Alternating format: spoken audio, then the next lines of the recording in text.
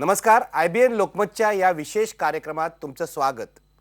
माझ्या सोबत आहेत doctor Yogendra Yadav, political scientist, राज्यशास्त्रज्ञ म्हणून आपण त्यांना सगळे ओळखतो.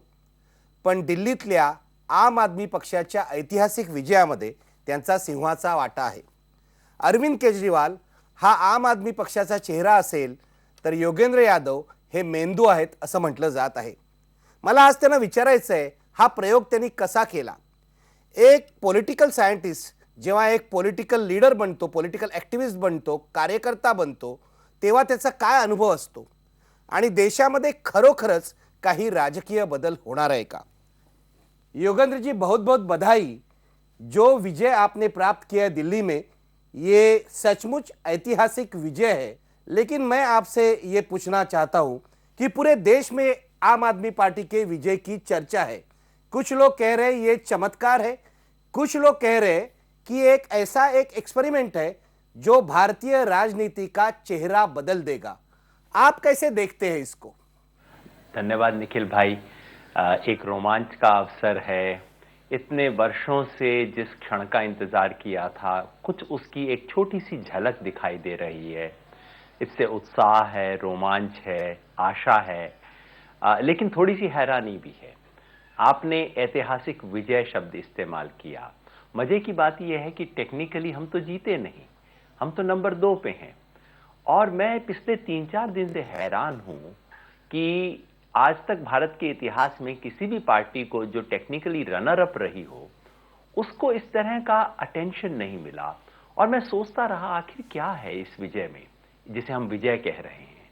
ये एक तकनीकी रूप से हमें बहुमत नहीं है, हम नंबर 1 पे भी पार्टी नहीं आए हैं, लेकिन कुछ एक हुआ है. और मैं समझता हूं वो हुआ है जो वो ये है कि एक नैतिक विजय हुई है, एक राजनैतिक ब्रेक थ्रू मिला है. नैतिक विजय इस मायने में कि आम लोगों को जो लगता था कि राजनीति में कुछ अच्छा हो नहीं सकता, आम आदमी उसमें घुस नहीं सकता, ये तो क्लोज डोर का बंद कमरा है, हमें बाहर बैठ के बस हाथ जोड़ना पड़ेगा, उन्हें कहीं विश्वास मिल रहा है कि हम अंदर घुस सकते हैं, आम आदमी कुछ कर सकता है. एक राजनीतिक ब्रेक थ्रू है. मतलब कि इतने समय से देश भर के जन आंदोलनों को, देश में जो विकल्प की तलाश कर रहे थे उन लोगों को जो लगता था कि ये राजनीति असंभव है, इसमें अच्छे से अच्छा आंदोलन वाले लोग लड़ेंगे तो उनका तो जमानत जब्त हो जाएगा, उनको आज आशा बंधी है. तो ये जो आशा है, ये जो संभावना है, इसने एक उत्साह पूरे देश भर में पैदा किया है, एक ऊर्जा का संचार किया है जो मेरी अपनी कल्पना से बाहर था. योगेंद्र भाई, एक आत्मविश्वास जो सच्चे कार्यकर्ता है उनको मिला है, लेकिन पार्टी बनाना, चुनाव लड़ना ये कोई आसान बात नहीं है. ऐसी कोशिशें तो इस देश में बहुत बार हुई है, लेकिन वो कामयाब होते नहीं दिखाई दिए. लेकिन आम आदमी पार्टी का आपका जो ये प्रयोग है, ये एक्सपेरिमेंट है, वो मुझे लगता है कामयाब हुआ है और इसके लिए लोग उसके बारे में बोल रहे हैं. लेकिन ये पूरा एक्सपेरिमेंट, पार्टी बनाना, चुनाव लड़ना, चुनाव में जो खर्चा है वो लिमिट में रखना, ये सारी बात आपने कैसे की. निखिल भाई, आप बिल्कुल ठीक कह रहे हैं कि इसके कई प्रयोग हुए और मैं तो स्वयं ऐसे पुराने प्रयोगों में शामिल था जो असफल रहे.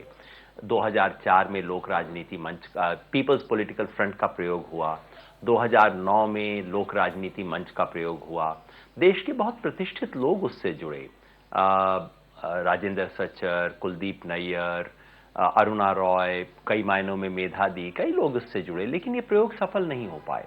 मुझे लगता है कि 4 ऐसी चीजें थी जो पुराने प्रयोग में नहीं थी, जो कि इस बार की गई. पहली बात और सबसे बड़ी बात, एक न्यूनतम स्केल होता है राजनीति का. जैसे बिजनेस का एक न्यूनतम स्केल होता है, आप सिर्फ एक ट्रक बनाने वाली फैक्ट्री नहीं बना सकते, आपको साल में 500 ट्रक बनाना पड़ेगा. ठीक इसी तरह से आप किसी 4 क्षेत्रों में चुनाव नहीं लड़ सकते. एक न्यूनतम आकार है कि एक पूरे राज्य में आप चुनाव लड़ेंगे. और यह हमने फैसला किया कि दिल्ली में अगर लड़ेंगे तो पूरी 70 की 70 कॉन्स्टिट्यूएंसी पे लड़ेंगे और जम के लड़ेंगे. दूसरा जो परिवर्तन था वो ये कि आमतौर पे जन आंदोलन किसी एक वर्ग के आंदोलन बन जाते हैं, मजदूर के, आदिवासी के, दलित के. और चुनावी राजनीति, आप चाहे कितना भी दलित वर्ग हो, चाहे कितना भी शोषित हो, एक वर्ग की राजनीति नहीं कर सकते, आपको क्रॉस सेक्शनल अलायंस करना होगा. हमने आम आदमी पार्टी में सीखा, वाल्मीकि से लेके दिल्ली के व्यापारी तक सबको जोड़ने का प्रयास किया। रेडी पटरी वाले भी, ऑटो वाले भी, और उधर विद्यार्थी, बुजुर्ग और सब तरह के लोगों को जोड़ने की कोशिश की। तीसरी चीज, आमतौर पे आंदोलन एक मुद्दे के आंदोलन होते हैं। कोई एक मुद्दा उठाते हैं, चाहे वो विस्थापन का मुद्दा हो, SEZ का हो, कोई भी हो। एक मुद्दे से आप राजनीति नहीं कर सकते, आप आंदोलन कर सकते हैं। आम आदमी पार्टी ने इसलिए अपने मैनिफेस्टो में दिल्ली के तमाम तरह के वर्गों के मुद्दे उठाए, अनऑथोराइज्ड कॉलोनी का, गांव का, लेकिन साथ में मध्यम वर्ग की अगर पार्किंग की समस्या है तो उसको भी उठाया। सब चीजों को एक साथ जोड़ने की कोशिश की।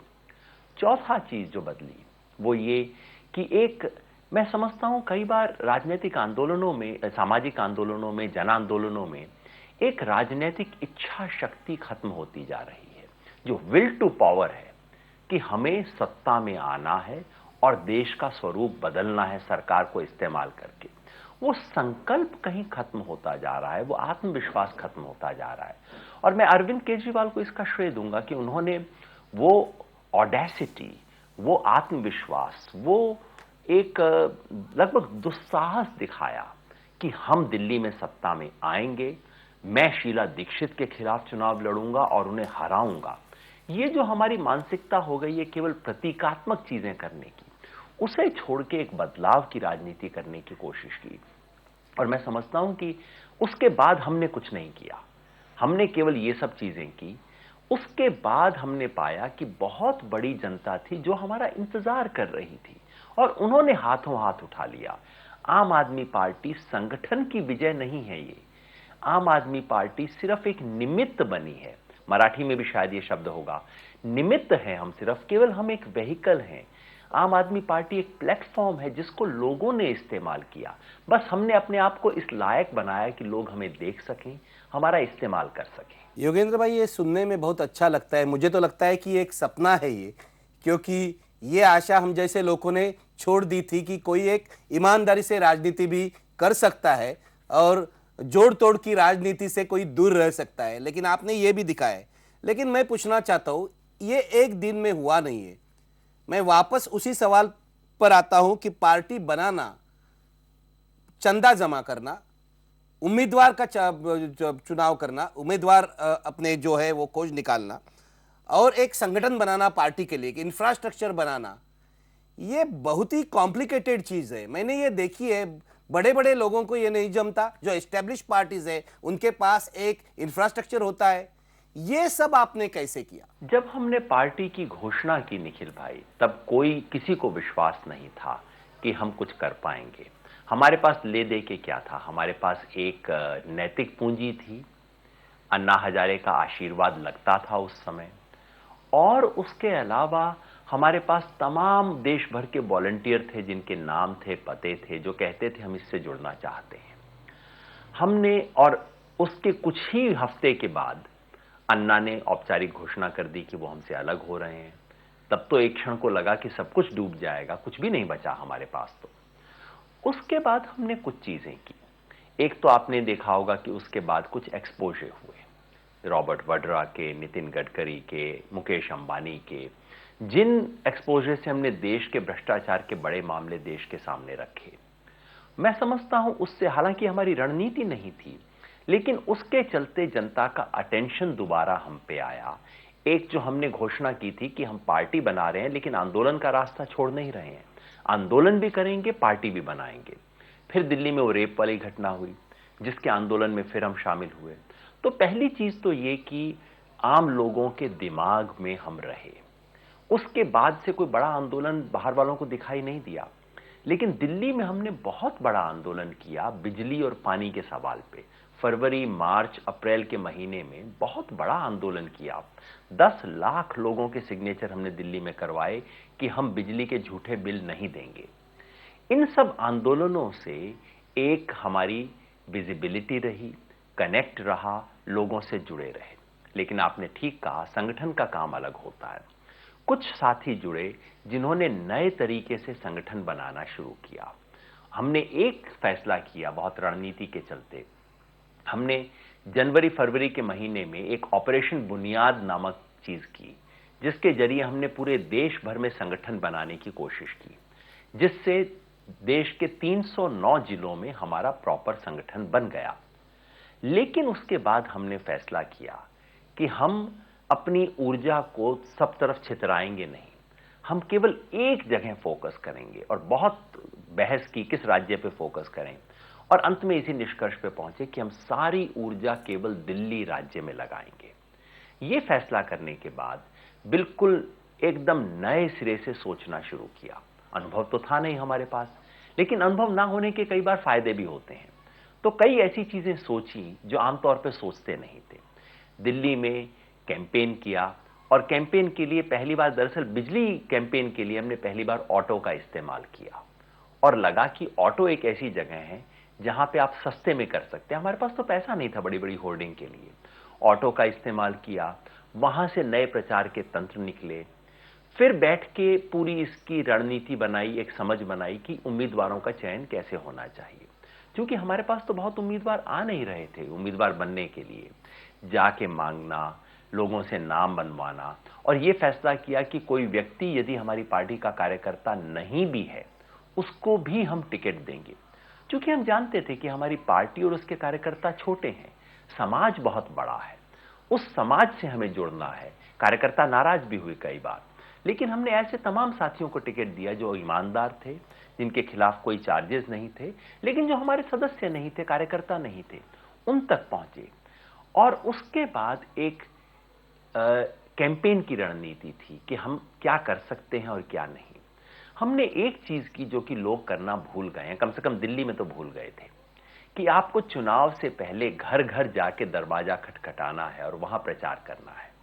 तो हमारा दरअसल चुनाव प्रचार एक राउंड पूरा हो चुका था जब तक कि दूसरी पार्टियों ने अपने कैंडिडेट अनाउंस किए। कांग्रेस और बीजेपी का प्रचार जिस दिन शुरू हुआ, उस दिन हमारा एक पूरा प्रचार समाप्त हो चुका था, हम हर घर पे जा चुके थे। इन चीजों से कहीं एक साख बनी, कहीं एक आस्था बनी। हां, आपने फंडिंग का सवाल पूछा। फंडिंग में हमें विश्वास था कि यदि हम पूरे देश में जाएं, हम यदि एक देश के साधारण व्यक्ति को यह आश्वासन दे दें कि आपके पैसे का दुरुपयोग नहीं होगा, हम ईमानदारी से करेंगे, तो ईमानदारी के लिए पैसा देने वाले लोग इस देश में हैं। इस आत्मविश्वास से हम चल दिए। जब हमने शुरू में 20 करोड़ का लक्ष्य रखा तो लोग हंसे। सच कहता हूं, मैंने भी अपने दोस्तों को कहा कि यार 2.5-3 करोड़ भी आ जाएं तो बहुत बड़ा होगा, चलो हम किसी तरह से काम चला लेंगे। लेकिन हम हैरान हुए, इतने इतने लोगों ने भेजा। निखिल भाई, इस पार्टी को 52,000 लोगों ने चंदा दिया है, जिन्होंने 1,000 रुपए से कम का चंदा दिया है। ये जो बातें होनी शुरू हुई, उससे हमारा उत्साह बढ़ा। जब जब हमने कोई अच्छा काम किया, उत्साह बढ़ा।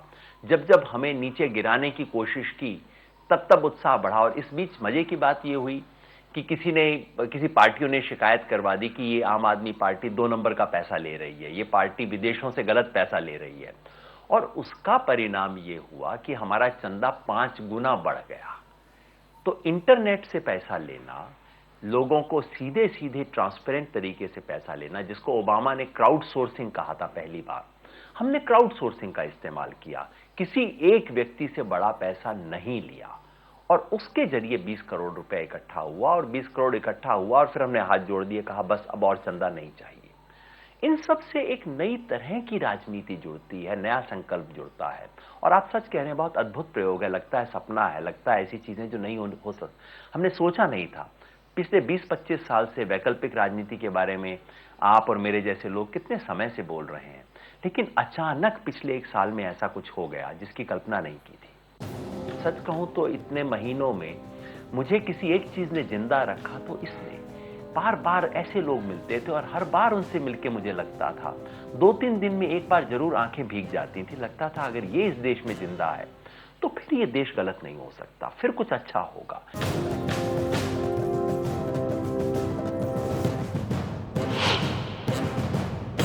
योगेंद्र जी, आप जो बातें बता रहे हैं कि घर घर में जाना, मुझे तो याद आ रही है 70 साल के पहले की राजनीति की, जो राजनीति सोशलिस्ट पार्टी ने अपनाई थी या कम्युनिस्ट पार्टी ने अपनाई थी, या कई बार आज़ादी के बाद कांग्रेस ने भी अपनाई थी। उस वक्त लोग घर घर जाते थे, जो उम्मीदवार थे वो ईमानदार होते थे, कार्यकर्ता भी खुद पोस्टर लगाते थे, कहीं आउटसोर्सिंग नहीं किया जाता था। मुझे आपकी बातें सुनकर ये लग रहा है कि 70 साल के पहले मुंबई में मृणाल गोरे जो कर रही थी या कहीं कोल्हापुर में एनडी पाटिल जो कर रहे थे, वही आपने दिल्ली में 70 साल के बाद 30 साल के बाद किया है।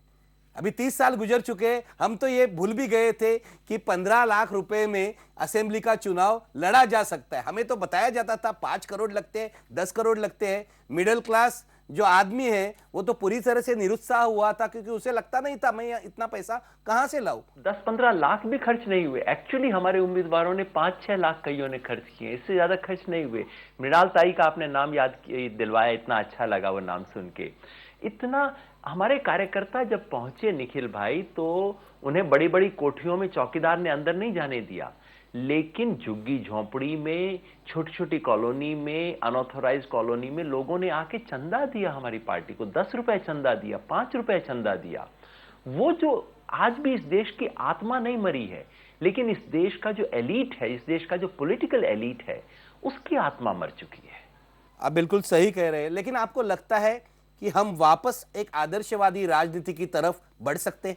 निखिल भाई, पिछले 1 वर्ष की जो मेरी पूंजी है, सच कहूं तो जैसा परिणाम आया उसका तो कोई अनुमान नहीं था, और मैंने बार बार कहा था ये चीजें अनसर्टेन हैं। आखिर में मेरी उम्मीद बहुत बढ़ गई थी, लेकिन अनुमान अनसर्टेन, परिणाम अनसर्टेन रह सकता है, इसकी मैं पहले दिन से तैयारी करके चला था। अब 380 दिन हो गए, 390 दिन हो गए पार्टी बने हुए। इन दिनों में एक भी दिन ऐसा नहीं गया जब मैं किसी नए आदर्शवादी नवयुवक, नवयुवती या बड़ी उम्र वाले या बुजुर्ग को न मिला हूं जिसने आके मुझसे ये ना कहा हो कि मैं देश के लिए कुछ करना चाहता हूं, सर मैं अपनी नौकरी छोड़ने को तैयार हूं। लोग नौकरी छोड़ के आ गए। मैंने कहा नौकरी क्यों छोड़ी? उन्होंने कहा नहीं, देश के लिए कुछ करना है। किसी ने कहा कि मैंने नौकरी की, रिटायर हो गया हूं, बस अब घर परिवार की सेवा नहीं करना चाहता, अब देश के लिए करना चाहता हूं। किसी ने कहा कि मैं अपना घर छोड़ के आ गया हूं। इतनी ऊर्जा, इतना आदर्श, इतना संकल्प इस देश में जिंदा है। दिक्कत ये है कि इस देश के राजनीति करने वाले उस पवित्र तालाब से कट चुके हैं, और पहली बार उससे जुड़ा। और सच कहूं तो इतने महीनों में मुझे किसी एक चीज ने जिंदा रखा तो इसने। बार बार ऐसे लोग मिलते थे और हर बार उनसे मिलके मुझे लगता था, 2-3 दिन में एक बार जरूर आंखें भीग जाती थी। लगता था अगर ये इस देश में जिंदा है तो फिर ये देश गलत नहीं हो सकता, फिर कुछ अच्छा होगा। तो ये ऊर्जा इस देश में बाकी है, और मैं नहीं मानता कि ये कोई दिल्ली का चमत्कार है। अगर ये ऊर्जा दिल्ली में है तो मुंबई में भी है, थाने में भी है, कोल्हापुर में भी है, शोलापुर में भी है, ये सतारा में भी है, गढ़चिरौली में भी है, सब जगह ये ऊर्जा है। सिर्फ हमें उस ऊर्जा से जुड़ने की जरूरत है। और पुराने आंदोलनकारियों ने जो अपने बंद कमरे बना लिए हैं, अपनी ऊंची ऊंची दीवारें बना ली हैं, विचारों और विचारधारा के बड़े लंबे लंबे कवर बना लिए हैं, उस सब को खोलने की जरूरत है। लोगों से जुड़ने की जरूरत है, लोगों से सीखने की जरूरत है। ये सुन के बहुत अच्छा लगता है कि नई जो पीढ़ी है उसमें भी आदर्शवाद अभी जिंदा है, एक आशा जगती है इससे योगेंद्र भाई। लेकिन मैं आपसे पूछना चाहता हूं कि झुग्गी झोपड़ी से लेकर अमीरों के घरों तक आप पहुंच गए।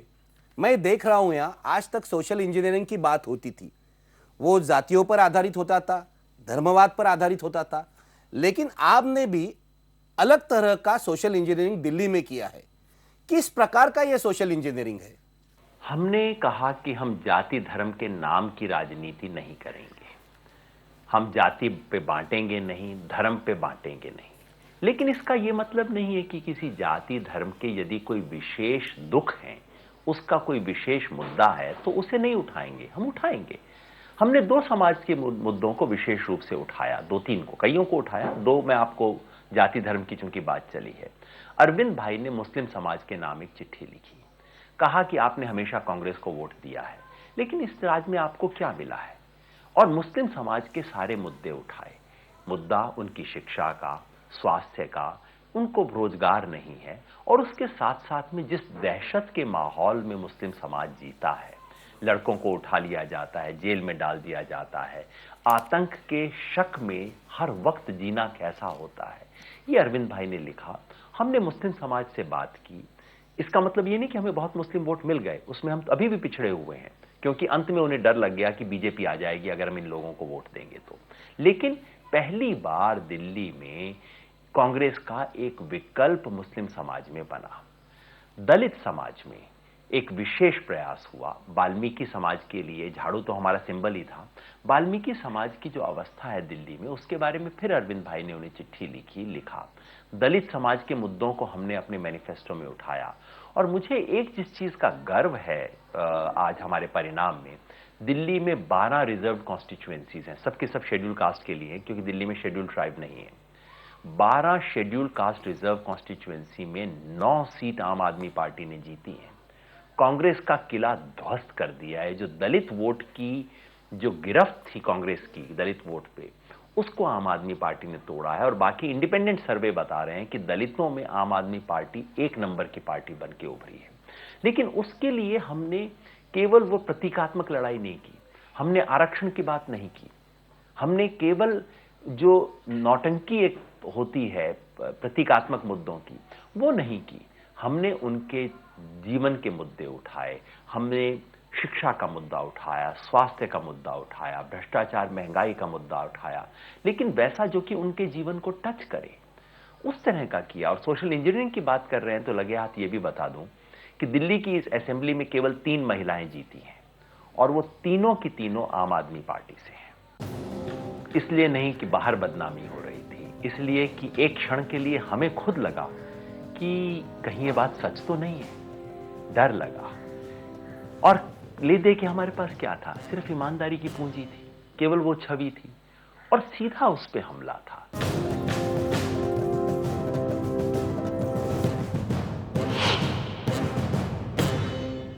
क्योंकि हम अपना सिंबल खुद नहीं बना सकते थे, हमें तो इलेक्शन कमीशन के फ्री सिंबल्स में से कोई एक चुनना था। तो एडवर्टाइजिंग एजेंसी ने हमें बहुत सख्त राय दी कि आप ये गलत कर रहे हैं। हमने उस एडवर्टाइजिंग एजेंसी से बाद में डील करना बंद कर दिया। हमने कहा यदि आप झाड़ू का महत्व नहीं समझते हैं तो आप राजनीति नहीं समझते हैं, आप छोड़ दीजिए। हमारी आम आदमी पार्टी को इस तरह की विचार एडवाइस की कोई जरूरत नहीं है। झाड़ू का क्या महत्व है? पहला, झाड़ू आपको हर घर से जोड़ती है, हर घर की महिला से जोड़ती है, आपको दलित समाज से जोड़ती है। लेकिन इसलिए नहीं कि हम इसे दलित समाज का सिंबल मानते हैं। जो मैंने बार बार जाके कहा कि महत्वपूर्ण बात यह है कि ये झाड़ू सिर्फ उसके हाथ में नहीं रहेगी जिसको समाज ने अभिशप्त कर दिया है सफाई करने के लिए। अब इस झाड़ू को हर कोई उठाएगा, इस झाड़ू को अरविंद केजरीवाल उठाएगा, इस झाड़ू को हर कोई नेता उठाएगा। और जिनके हाथ में आज तक झाड़ू रही है, उनका बच्चा डॉक्टर बनेगा, उनका बच्चा इंजीनियर बनेगा। ये समाज एक डिग्निटी ऑफ लेबर को एक्सेप्ट करेगा। हमने इसे डिग्निटी ऑफ लेबर के मुद्दे की तरह बनाया, बजाय कि इसको किसी समुदाय विशेष का प्रतीक मानने के। झाड़ू में एक और खूबसूरत चीज है जो चुनते वक्त ध्यान नहीं थी, लेकिन बाद में लोगों ने बताया कि जैसे अलग अलग तिनका कुछ नहीं कर सकता, आप तिनके को तोड़ सकते हैं, लेकिन जब वो तिनका जुड़ के झाड़ू बन जाता है तो वो तिनका क्या कुछ नहीं कर सकता। और यही आम आदमी की ताकत है। वो आम आदमी अकेला डरता है, पुलिस कांस्टेबल से डरता है, किसी भी बाबू से डरता है, लेकिन जब वो एक एक आम आदमी का तिनका बन के आम आदमी पार्टी बन जाता है, जन आंदोलन बन जाता है, तो उसमें इतनी ताकत आ जाती है कि आप उसको मोड़ नहीं सकते। और साथ में सफाई का तो सिंबल था ही, समाज की सफाई, इसकी सफाई। और झाड़ू को लेके इतने सुंदर सुंदर नारे बने इस बार दिल्ली में, भ्रष्टाचार पे दे झाड़ू, उस पे दे झाड़ू, उस पे दे झाड़ू, ऐसे करके सिंबल बने। तो ये अद्भुत रहा। कुछ तो हमारी रणनीति थी, हमारी सोच थी। और महीना भर जब हमने अप्लाई किया और चुनाव आयोग का जवाब नहीं आया, तो हर रोज हम नर्वस होते थे कि कहीं हमें झाड़ू डिनाई ना हो जाए, क्योंकि हमारा अधिकार नहीं था इस सिंबल पे। संयोग से किसी और ने मांगा नहीं, शायद उनको लगता होगा बहुत छोटी और तुच्छ चीज है। और जिस दिन हमें मिला, मुझे याद है हम सब ने अपने हाथ ऊपर किए और कहा कि लीजिए 2% तो सिर्फ इस चीज से आ जाएगा। योगेंद्र जी, चुनाव के आखिरी चरण में आम आदमी पार्टी को बदनाम करने का भी एक प्रयास किया गया। जब कभी किसी ईमानदार आदमी या ईमानदार संस्था के खिलाफ आप सीधी तरह की लड़ाई नहीं लड़ सकते, तब यह बदनामी का हथियार इस्तेमाल किया जाता है। हमने देखा है अन्ना के खिलाफ भी ये इस्तेमाल किया था, पहले अरविंद के खिलाफ भी किया था, मेधा पाटकर के खिलाफ, अरुणा रॉय के खिलाफ, या किसी भी जन आंदोलन के खिलाफ एस्टैब्लिश पॉलिटिकल पार्टीज। मैं आज ये कह रहा हूं कांग्रेस या बीजेपी हो या कोई भी एस्टेब्लिश पॉलिटिकल पावर हो, वो बदनामी का हथियार इस्तेमाल करती है। आपने बदनामी के हथियार का सामना कैसे किया? क्योंकि हमने देखा स्टिंग ऑपरेशन हुआ, स्टिंग ऑपरेशन मीडिया के एक सेक्शन ने बहुत ही चलाया, आपका जो क्लैरिफिकेशन था वो उतना चलाया नहीं। तो इससे आप ऊपर कैसे आए? क्योंकि बदनामी का सामना करना तो बहुत ही मुश्किल बात है। आप सही कह रहे हैं निखिल भाई, बहुत कठिन दिन थे वो। इसलिए नहीं कि बाहर बदनामी हो रही थी, इसलिए कि एक क्षण के लिए हमें खुद लगा कि कहीं ये बात सच तो नहीं है। डर लगा। और ले दे के हमारे पास क्या था? सिर्फ ईमानदारी की पूंजी थी, केवल वो छवि थी, और सीधा उस पे हमला था। दरअसल चुनाव के पहले के महीनों में पार्टियों ने सोचा ये छोरे लोग हैं, इनको कुछ नहीं आता, कोई फर्क नहीं पड़ता। लेकिन जैसे ही चुनाव के आखिरी 15-20 दिन आए, इन पार्टियों के लोग जमीन पे पहुंचे और उन्हें पता लगा कि यहां तो आम आदमी पार्टी आ चुकी है, तब उन्हें डर लगा और तब तमाम तरह की तिकड़म हुई। कितनी कितनी तिकड़म हुई। अन्ना की चिट्ठी को जिस तरह का तूल दिया गया मीडिया के द्वारा, खोद खोद के अन्ना से कोई चीज निकलवाना, कुछ ऐसी चीज हो जाए जो हमारे विरुद्ध हो। फिर उसके बाद सीडी वाला तो आपने देखा ही। ये आखिरी ये आरोप कि आम आदमी पार्टी की टोपी पहना के दारू की बोतल बांटी गई और उसमें पकड़वाने की कोशिश हुई। आखिरी दिन, जिस दिन चुनाव पड़ने थे, उससे पहले दिन की रात को तमाम कोड ऑफ कंडक्ट को वायलेट करते हुए एक टेलीविजन चैनल अरविंद केजरीवाल के खिलाफ प्रॉपर्टी के आरोप लगा रही थी। ये सब चीजें हुई। हम क्या करते? सीडी एपिसोड बहुत गंभीर था, बहुत सीरियस था, और उसमें मैं सीधे तरह से इन्वॉल्व हुआ था। पहले तो लगा कि सीडी को जब पहली बार देखा, उसमें अतिशयोक्ति बहुत थी, लेकिन कुछ चीजें तो थी जो देख के हमें खुद चिंता हो रही थी। और हमने अंदर से मन बनाया कि अगर हमारी किसी भी साथी ने गलती की है तो हम हटाएंगे। अंदर से हमने मन बना लिया कि यदि हमें 8 कैंडिडेट वापस करने पड़े तो हम 8 कैंडिडेट को वापस करेंगे। लेकिन इतनी समझदारी जरूर की, कहा एक बार उनका बयान भी सुन ले और एक बार पूरी फुटेज मांग ले। शुरू से इस आंदोलन और इस पार्टी की एक बात रही है, ट्रांसपेरेंसी। हमने कहा हम एविडेंस मांगते हैं, जांच करेंगे, एविडेंस मांगते हैं। जब एविडेंस देखा, मुझे याद है वो रात, वहां से इलेक्शन कमीशन ने हमें पूरा फुटेज उपलब्ध करवा दिया और मुझे फोन आया, सर अब आप आके देखिए इसमें क्या कुछ निकल रहा है इस फुटेज में। रात के 11 बजे वो फोन आया और मुझे ध्यान है रात सुबह 7 बजे तक हम और कुछ नहीं कर रहे थे। सब कुछ छोड़ के मैं, मनीष सिसोदिया, हम लोग बैठ के केवल वो फुटेज देख रहे थे। और उस दिन उस फुटेज को देख के कितनी बार आंसू आए। हमारा कैंडिडेट कह रहा था कि कोई तो भगत सिंह भी होना चाहिए इस देश में। वो जिसको झूठा बताया जा रहा था, वो कह रही थी कि मैं और कुछ करूंगी, झूठ नहीं बोलूंगी।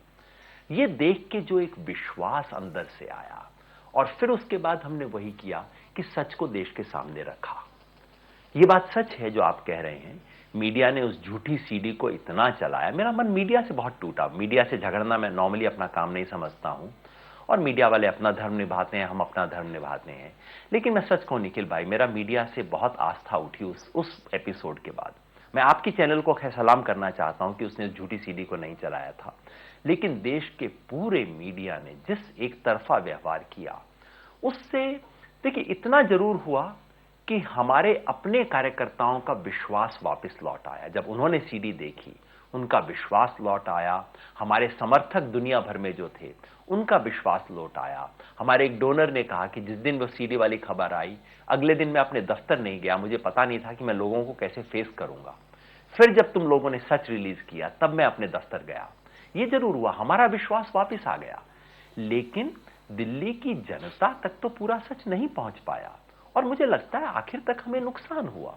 ये जो सर्वे में हमें आखिरी दौर तक दिख रहा था कि हम 1 नंबर पे चल रहे हैं, वो आते आते हम 2 नंबर पे कैसे पहुंच गए? मुझे लगता है यही हुआ, सीडी का कुछ ना कुछ असर हुआ।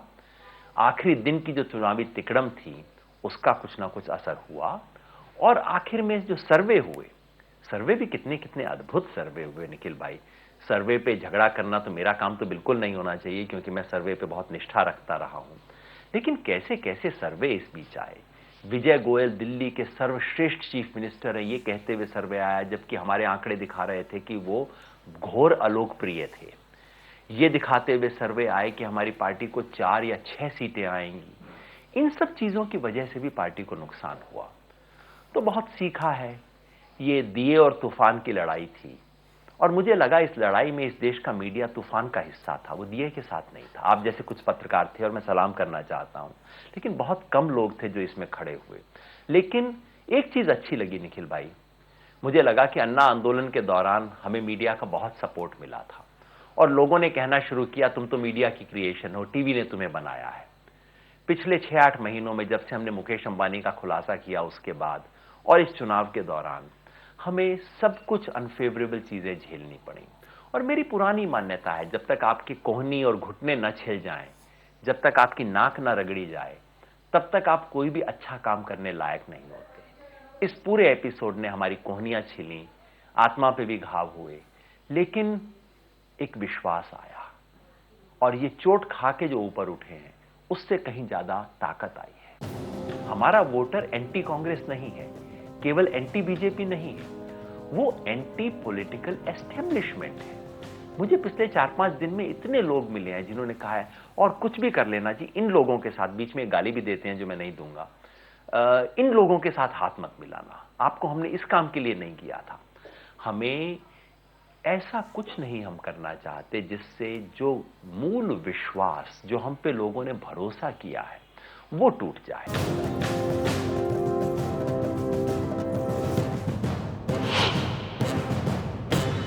अभी दिल्ली में ऐसी परिस्थिति है कि किसी की सरकार नहीं बन रही है। आपको क्या लग रहा है, इससे लोगों का विश्वास टूट जाएगा? क्योंकि कुछ तो लोग, मेरे देखो, अभी आम आदमी पार्टी को वोट देके क्या हो गया, सरकार तो नहीं बनी।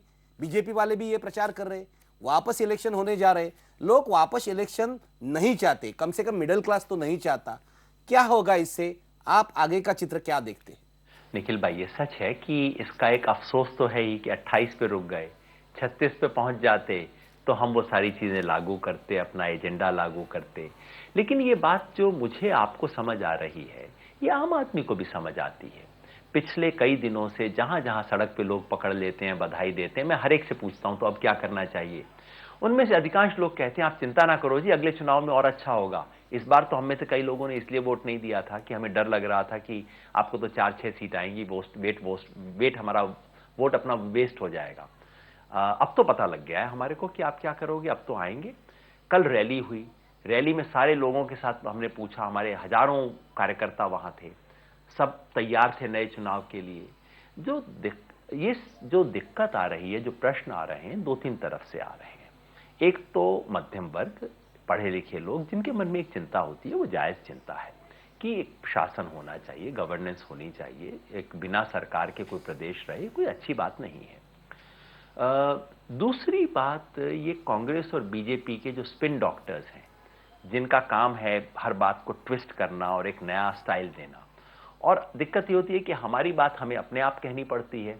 कांग्रेस और बीजेपी के स्पिन डॉक्टर अपनी बातें टीवी एंकर्स के जरिए कहलाते हैं, उनके पास इतनी ताकत है, उनके पास इतने संपर्क हैं, हमारे पास तो वो सब चीजें नहीं है। तो ये घुमा फिरा के बातें पूछी जाती हैं।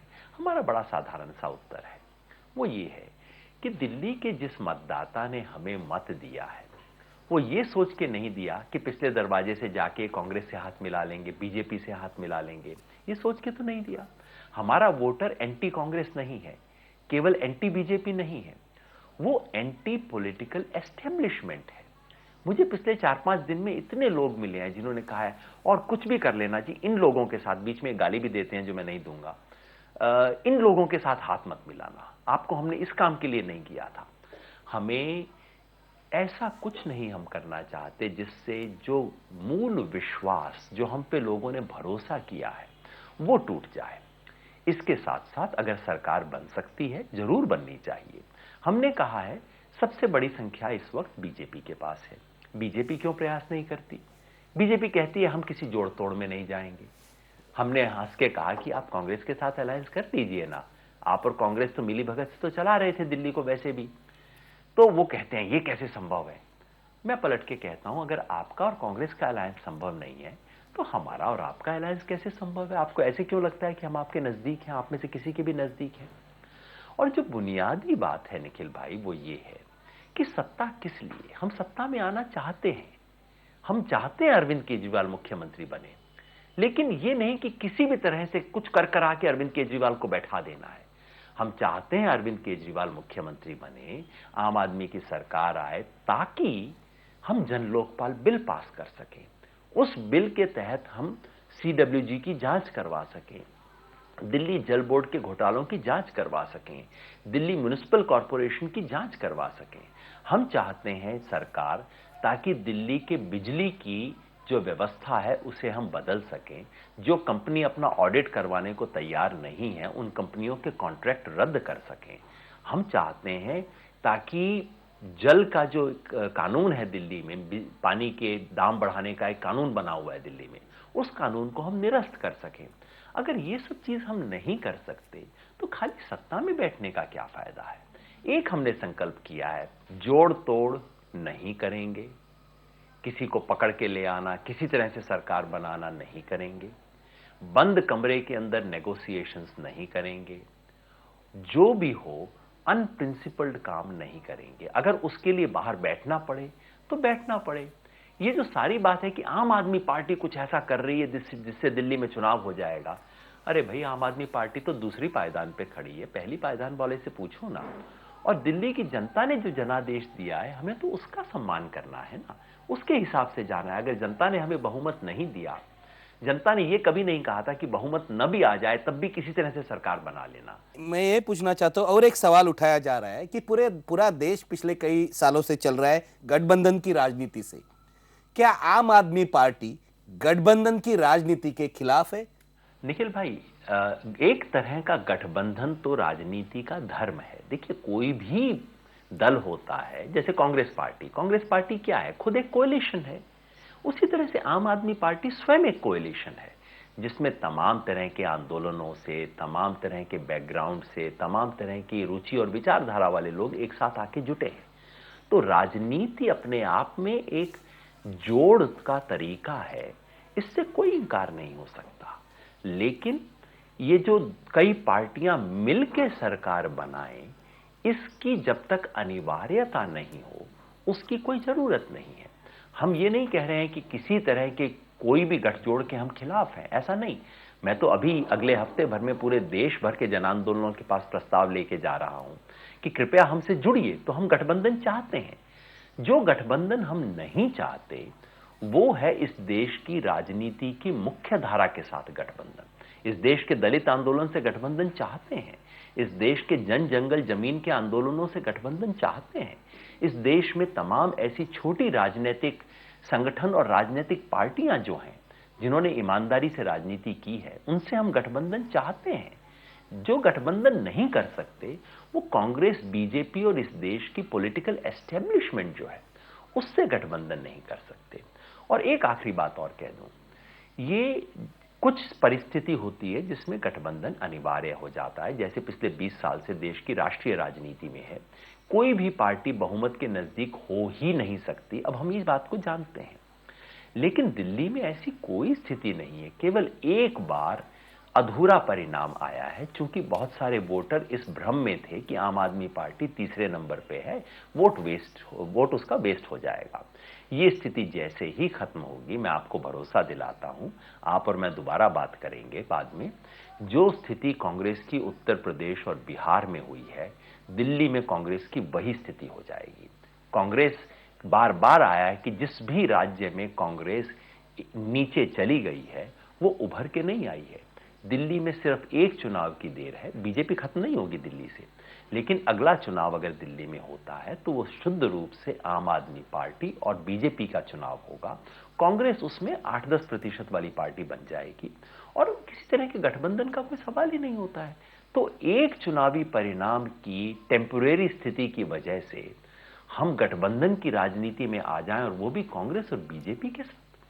कांग्रेस और बीजेपी के साथ समझौता करके कल को महाराष्ट्र में हमारे साथी क्या राजनीति करेंगे, राजस्थान में मैं क्या मुंह लेके जाऊंगा, गुजरात में किस राजनीति की शुरुआत करेंगे। हम इस देश में वैकल्पिक राजनीति करना चाहते हैं, इस बनी बनाई राजनीति का हिस्सा नहीं बनना चाहते। एक राजनीतिक शून्य बना दिया है इस यूपीए सरकार ने, और मुझे लगता है कि नरेंद्र मोदी का जो उभार हो रहा है वो उनके अपने गुणों की वजह से नहीं हो रहा, वो इस राजनीतिक शून्य की वजह से हो रहा है जो कि यूपीए ने क्रिएट किया है।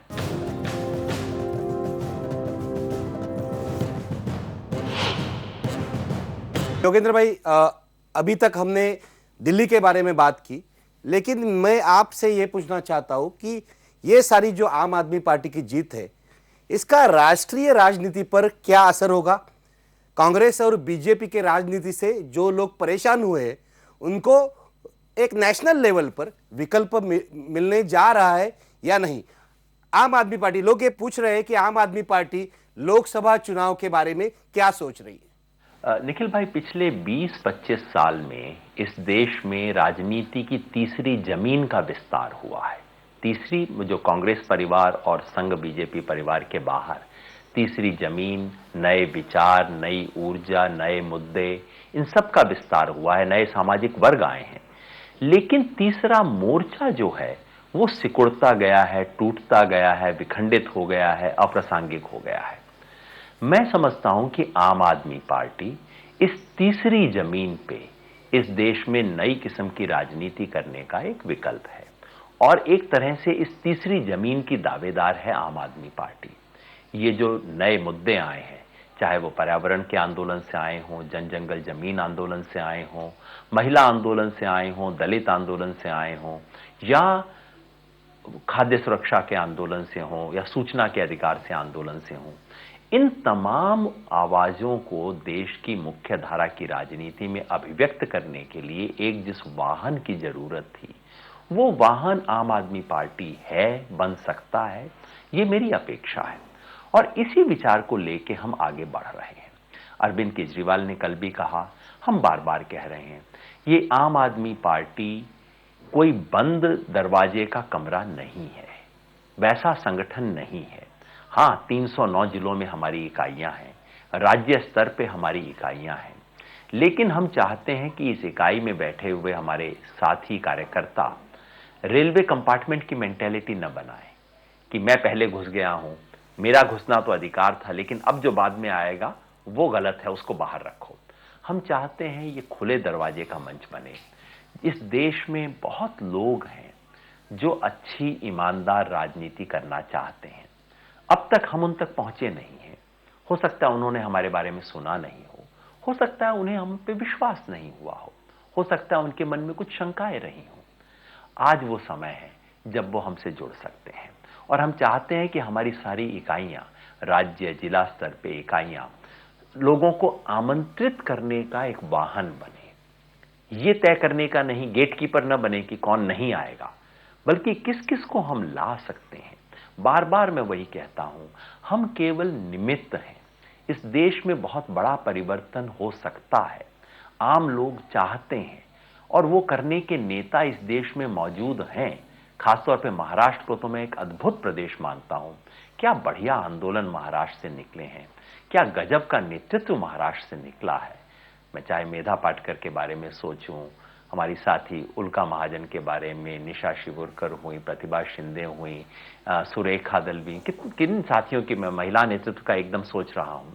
ये एक अद्भुत प्रदेश है, और ऐसे में हमारी पहला कदम तो ये होगा, बजाय इसके कि आम आदमी पार्टी कहे कि हमारे पास ये संगठन है, ये हमारे नेता हैं, सब लोग आए उनके दरवाजे पे। आम आदमी पार्टी सबके दरवाजे पे जाए, सबसे कहे कि ये एक प्लेटफॉर्म है, आप आइए, आप सब इसके ऊपर आइए। मैंने तो कल एक मित्र से मजाक में कहा कि आप आके हमारी पार्टी को कैप्चर क्यों नहीं कर लेते। मैं चाहता हूं वो हो। तो इस लोकसभा चुनाव में एक परंपरागत राजनीतिक दल की तरह हमारी रणनीति नहीं है, क्योंकि एक परंपरागत राजनीतिक दल ये कहता है हमारी सांगठनिक क्षमता कितनी है, कहां हम लड़ेंगे। हम वो नहीं देख रहे, हम केवल ये देख रहे हैं कि देश में ऊर्जा कितनी है, वो ऊर्जा क्या हमें एक निमित्त और माध्यम की तरह इस्तेमाल कर सकती है। अगर कर सकती है तो फिर ये आम आदमी पार्टी नामक जो प्लेटफॉर्म है, इसकी ताकत बहुत बड़ी है। अगर आप आम आदमी पार्टी नामक संगठन की ताकत पूछें तो वो बहुत कम है। तो नक्शल में मैं कहूंगा कि हम दिल्ली राज्य की रीजनल पार्टी ना हैं, ना होना चाहते हैं, ना कभी बनेंगे। हम पूरा एक देशव्यापी विकल्प तैयार करना चाहते हैं। उसमें कितने कदम हम इस लोकसभा चुनाव तक ले सकते हैं, ये मैं आज नहीं बता पाऊंगा। हो सकता है 15-20 दिन बाद जब हम बात करें, क्योंकि 15-20 दिन में हम कोशिश कर रहे हैं देश भर से फीडबैक लें, और इतना उत्साह है, इतनी एनर्जी है, देश भर से लोग फोन कर रहे हैं। मेरा फोन तो टेलीफोन एक्सचेंज बन गया है, सचमुच मुझे लगता है। सैकड़ों एसएमएस है जो खोल नहीं पा रहे हैं। हमारी जो हेल्पलाइन है वो फ्लडेड है इस वक्त। तो देश भर में कितनी ऊर्जा है इसका एक थोड़ा सा अनुमान लगा के फिर हम वापस आ सकते हैं। लेकिन एक बात मैं याद दिलाऊंगा निखिल भाई, आपको ध्यान होगा 1977 में इंदिरा गांधी ने 19 जनवरी को इमरजेंसी लिफ्ट की थी और सोचा था 2 महीने में चुनाव करवा लूंगी। 2 महीने में तो ऑपोजिशन वाले सो के उठ भी नहीं पाएंगे, जेल से बाहर निकले थे तब। लेकिन 2 महीने में इस देश ने बदल दिया था। इसलिए नहीं कि जनता पार्टी में कुछ था, जनता पार्टी तो बिल्कुल जोड़ तोड़ के एक बनाई गई थी उस वक्त, संगठन कुछ नहीं था, लोगों ने उसे कंधे पे उठा लिया था और पहुंचा दिया था। अगर ऐसा हुआ तो कोई चमत्कार भी हो सकता है, क्योंकि राहुल गांधी बनाम नरेंद्र मोदी जैसा जो चुनाव इस देश में होने जा रहा है, जो ट्रेजेडी है, अगर ये इस देश के पास चुनने को है तो कितनी ट्रेजेडी है इस देश की, उसका विकल्प देना हमारा धर्म है। इस देश में बहुत लोग हैं जो विकल्प चाहते हैं, देना चाहते हैं। योगेंद्र जी, यही मैं पूछना चाहता हूं। राहुल गांधी को तो बड़ा धक्का आपने दिया है, लेकिन अभी एनालिस्ट पूछ रहे हैं क्या नरेंद्र मोदी को रोकने में आपकी पार्टी जो है, जो सेक्युलर है, वो कामयाब होगी क्या? देखिए, जो इस वक्त देश में यूपीए सरकार की दयनीय स्थिति है, उसकी न तो कोई ऊर्जा है, न तो कोई ईमानदारी की छवि है, तो लोगों का वहां तो मोह भंग पूरी तरह हो चुका है और एक राजनीतिक शून्य बना दिया है इस यूपीए सरकार ने। और मुझे लगता है कि नरेंद्र मोदी का जो उभार हो रहा है वो उनके अपने गुणों की वजह से नहीं हो रहा, वो इस राजनीतिक शून्य की वजह से हो रहा है जो कि यूपीए ने क्रिएट किया है। नरेंद्र मोदी का मुकाबला करने का सही तरीका ये नहीं है कि हम नरेंद्र मोदी के अवगुण गिनाएं, 2002 की बात करें। वो करनी चाहिए ईमानदारी से, किसी भी इस देश के नागरिक को शर्म आनी चाहिए, जो 2002 में हुआ उसकी बात होनी चाहिए। लेकिन आप नरेंद्र मोदी को रोकना चाहते हैं, अगर नरेंद्र मोदी जो चुनौती दे रहे हैं इस देश की राजनीति में उसको मुकाबला करना चाहते हैं, तो उसका तरीका यह है कि आप एक विकल्प खड़ा करें। मैं जो सब्स्टिट्यूट की राजनीति की जगह विकल्प, ऑल्टरनेटिव की राजनीति आप करें, छोटी लाइन के सामने आप एक बड़ी लाइन खींचें। आम आदमी पार्टी को वो कोशिश करनी पड़ेगी, क्योंकि नरेंद्र मोदी बनाम राहुल गांधी इस देश का दुर्भाग्य है। दुर्भाग्य इसलिए है कि एक तरफ डायनेस्टी की पॉलिटिक्स है तो दूसरी तरफ अथॉरिटेरियन पॉलिटिक्स है। एक तरफ ये वोट बैंक वाली घटिया राजनीति है जो अपने आप को सेक्युलर कहती है, तो दूसरी तरफ शुद्ध सांप्रदायिक राजनीति है। एक तरफ ये बीमार किस्म की माई बाप राज्य की राजनीति है, तो दूसरी तरफ नंगा पूंजीवाद है। इन दोनों से देश को मुक्ति दिलाना किसी ना किसी की तो जिम्मेवारी है। आम आदमी पार्टी निश्चित ही इन दोनों से देश को मुक्त दिलाने की अपनी कोशिश करेगी। इसमें कितनी ताकत बन पाएगी उसका मैं कोई आश्वासन नहीं दे सकता, उसमें कोई अहंकार होने की जरूरत नहीं है। लेकिन कई बार आप ऐसा कहते हैं, मैं ये नहीं देख रहा कि मेरी कितनी ताकत है। आज इस देश को जरूरत है, मेरी जितनी भी ताकत है उसको लेके मैं भिड़ूंगा, और ये आज इस देश के लिए चुनौती है। नरेंद्र मोदी आज, जो मैं बार बार कहता हूं, भारत के सपने को चुनौती दे रहे हैं।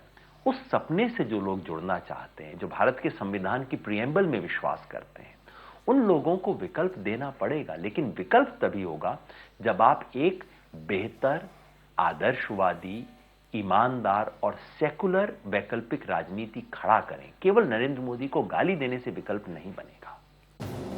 कि इतनी सारी credibility as a political scientist, एक अच्छी नौकरी, प्रतिष्ठा आपने दांव पर लगा दी राजनीति के लिए। बड़े बड़े लोग डर जाते हैं राजनीति में, आपने कैसे इस डर का सामना किया? एक बार डर लगा था, बाकी कभी नहीं। असफलता से डर नहीं लगता, चुनाव हम बहुत बुरी परफॉर्म करेंगे इस चीज से मुझे कोई डर नहीं लगता था। डर एक बार लगा पिछले 15-20 दिन में, जब हम अपनी पार्टी की तरफ से सर्वेक्षण रिलीज कर रहे थे और पत्रकार मेरी तरफ ऐसे देखते थे जैसे योगेंद्र जी हमें पता है आप अपनी पार्टी के लिए झूठ बोल रहे हो।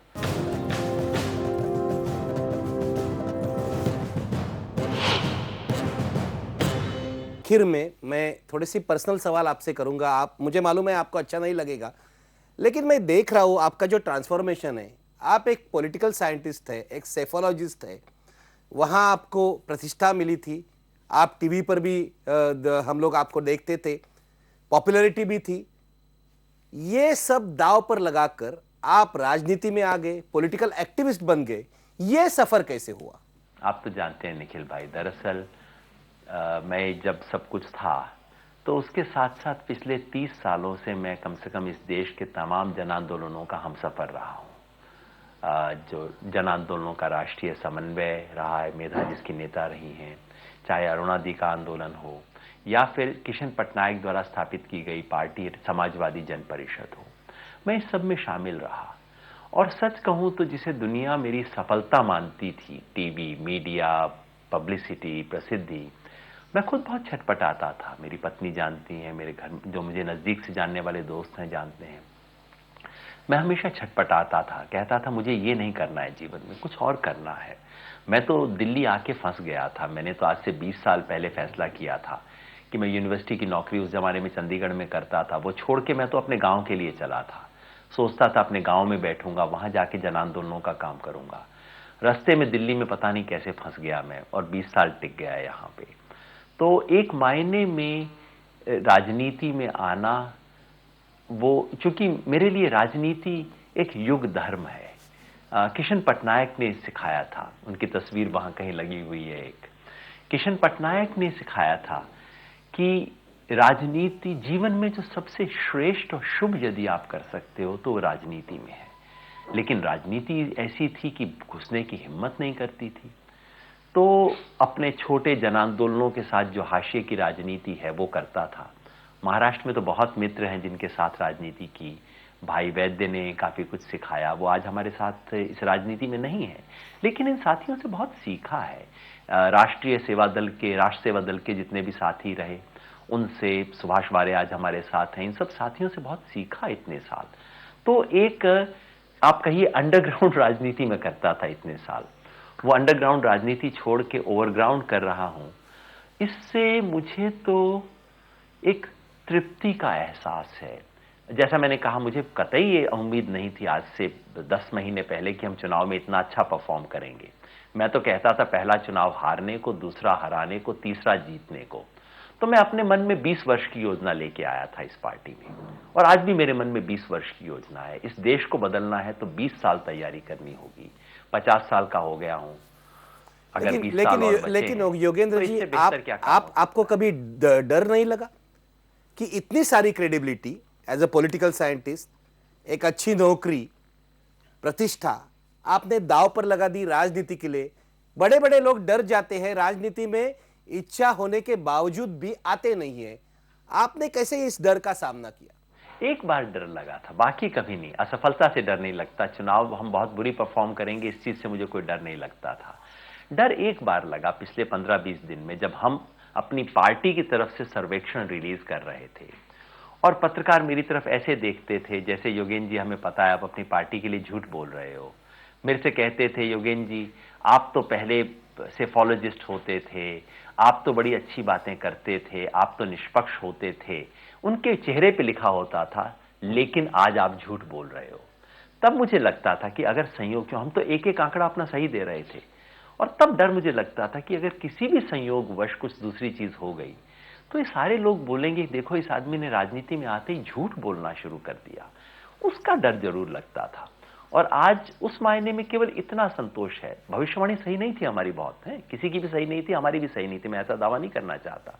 मुझे लग रहा था कि हमें तो 38 से ज्यादा सीटें आएंगी, लेकिन आज कम से कम, और हमने कहा था कि अरविंद केजरीवाल अपनी कॉन्स्टिट्यूएंसी में आगे हैं, सारे पत्रकार मुस्कुराते थे देख के कि ठीक है कर लो प्रचार, ये तो आप झूठ बोल रहे हो। इतना संतोष है कि झूठ नहीं बोला। आज कम से कम उन लोगों ने आके कहा कि योगेंद्र जी हमें लगा था आप झूठ बोल रहे हो, आप झूठ नहीं बोल रहे, इसकी तसल्ली है। सामना इसका कैसे किया? बार बार किशन पटनायक को सोच के, किशन जी के साथ में रहा, किशन जी से इतना सीखा, इतना कुछ पाया, और एक नैतिक विश्वास कि राजनीति एक नैतिकता से की जा सकती है, ये विश्वास किशन जी से ग्रहण किया। योगेंद्र जी, एक और बात पूछना चाहता हूं कि पॉलिटिकल साइंटिस्ट के नाते आपने बहुत अध्ययन किया है, रिसर्च किया है, पढ़ाया है।